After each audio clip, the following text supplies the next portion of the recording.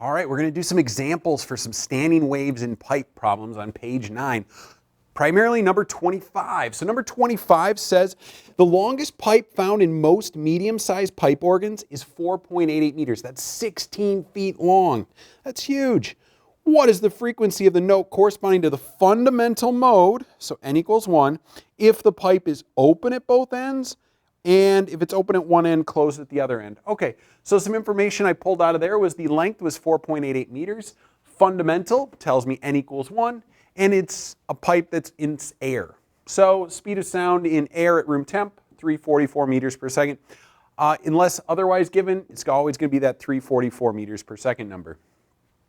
So if it's open at both ends, two ends the same, I'm using the equation with the 2.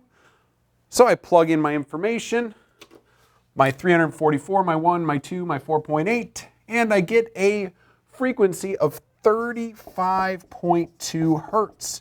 I do the same thing over here, plug in my numbers, 1 times 344 divided by 4 times 4.88. So instead of dividing by 2, I'm dividing by 4, so I should see a frequency half, and that is, hertz. Got to put that all on there, Ms. Foster. You get 17.6 hertz for the frequency there.